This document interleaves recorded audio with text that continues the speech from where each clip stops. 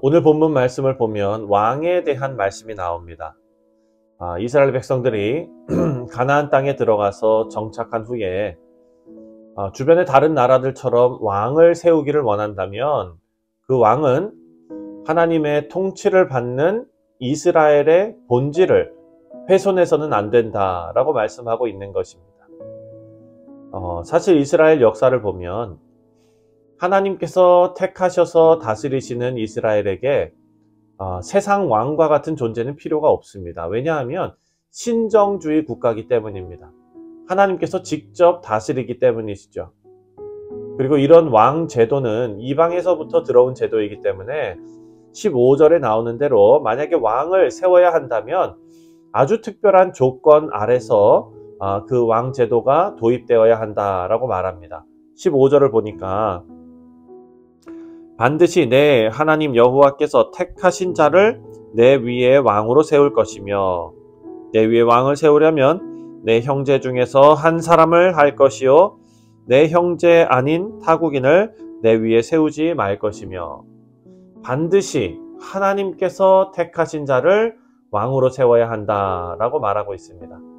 그리고 반드시 이스라엘 사람을 세워야 되고 그리고 어떤 지도자가 어떤 계층에만 속해져 있는 어떤 사회적 계층의 높은 쪽에 속해 있는 그런 사람들만이 아니라 이스라엘에 속한 모든 백성이라면 누구나 왕으로 선택될 수 있다라고 기록하고 있습니다.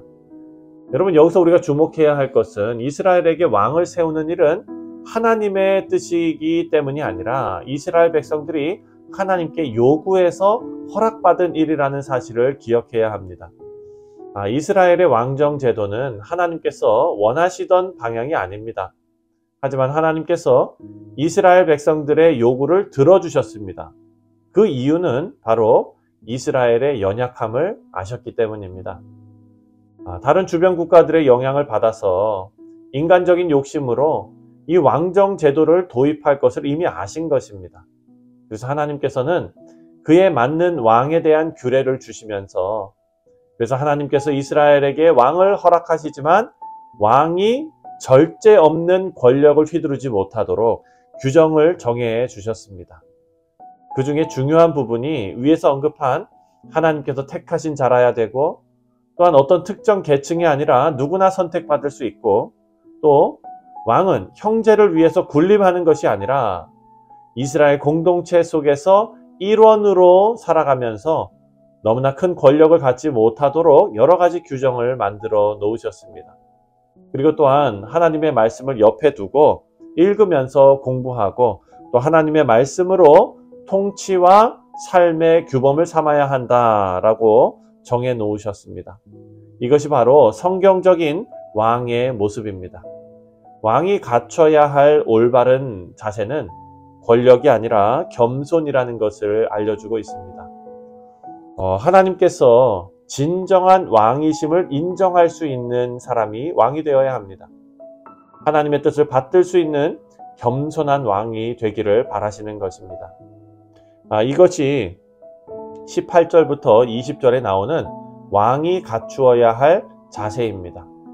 우리 사랑하는 성도님들, 왕에 대한 하나님의 명령에서 우리가 알 수 있는 사실은 하나님께서 우리의 연약함을 알아주신다라는 사실입니다. 사실 이 왕정 제도는 이스라엘 백성들이 요구해서 하나님 앞에 얻어내는 것인데 이 요구는 가나안 정복 이후에 한참 후에 일어난 일입니다. 사무엘서를 묵상할 때 우리가 살펴보았지만 하나님께서 사울을 기름 부어 왕으로 세우실 때에 백성들이 왕을 요구하는 모습을 하나님께서 기뻐하지 않으셨습니다. 그 말씀이 사무엘상 8장 6절과 7절에 나오는데요. 8장 6절과 7절에 이렇게 말씀하고 있습니다. 우리에게 왕을 주어 우리를 다스리게 하라 했을 때에 사무엘이 그것을 기뻐하지 아니하여 여호와께 기도하매 여호와께서 사무엘에게 이르시되 백성이 내게 한 말을 다 들으라. 이는 그들이 너를 버림이 아니요 나를 버려 자기들의 왕이 되지 못하게 함이니라.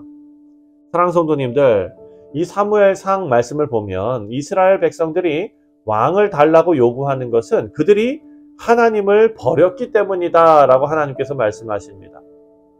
따라서 왕을 세우는 일은 하나님의 뜻이 아니었다라는 것을 우리가 알 수 있습니다.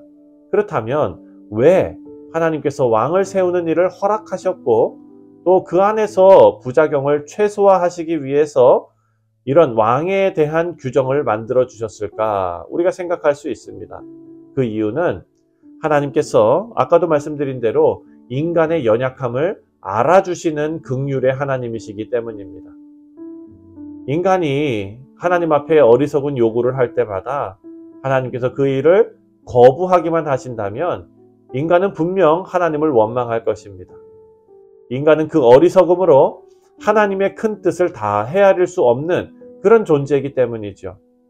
그래서 하나님께서는 인간의 요구를 들어주시고 그 요구로 인한 치명적인 피해를 막아주시고 또 인간의 약함을 무시하지 않으시면서 오히려 배려하시면서 인간의 어리석은 요구가 얼마나 어리석은 일인지 스스로 깨닫게 하십니다. 이런 하나님의 배려는 우리를 너무 잘 아시기 때문에 그리고 우리를 너무 아끼시기 때문에 우리에게 주어진 것입니다. 여기서 우리가 배워야 할 것은 이런 하나님의 배려와 사랑이 우리를 계속 철없는 존재로 머물러 있어도 된다라는 이유가 되게 해서는 안 됩니다. 우리는 약함에 머물러 있지 않도록 장성한 분량에 이르기까지 자라도록 노력해야 합니다. 에베소서 4장 13절 말씀을 보면 우리가 다 하나님의 아들을 믿는 것과 아는 일에 하나가 되어 온전한 사람을 이루어 그리스도의 장성한 분량이 충만한 데까지 이르리니. 아멘. 우리 사랑하는 성도님들, 하나님께서 우리의 연약함을 아시는 긍휼의 하나님이시라는 사실이 우리로 하여금 더욱 열심히 그리스도의 장성한 분량으로 성장하는 밑거름이 되어서 날마다 성숙해지는 우리 모두가 되시기를 주님의 이름으로 축원드립니다. 여러분, 이렇게 하나님을 의지하는 성숙한 성도가 되시기 위해서는 인간적인 처세술에 의지하지 말고 하나님을 의지해야 합니다. 17절 말씀을 보면 17절에 그에게 아내를 많이 두어 그의 마음이 미혹되게 하지 말 것이며 자기를 위하여 은금을 많이 쌓지 말 것이니라. 아멘.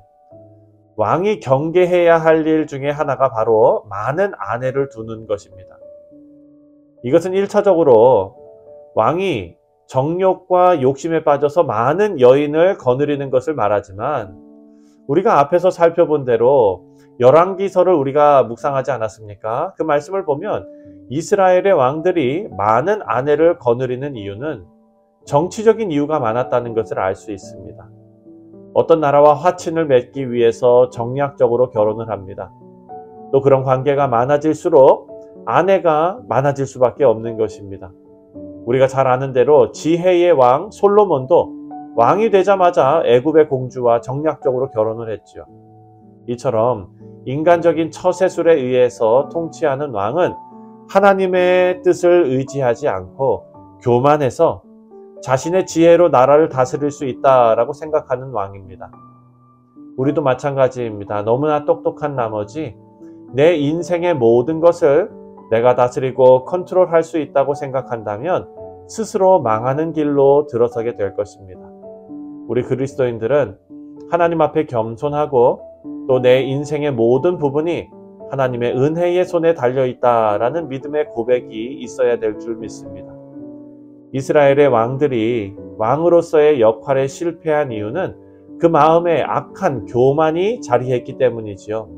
바라고 기도하기는 우리 마음에 겸손과 순종이 아름다운 열매를 맺어서 하나님을 바라고 의지하는 옳은 길로 향해 자라나는 귀한 인생들 다 되시기를 주님의 이름으로 축원드립니다. 기도하겠습니다.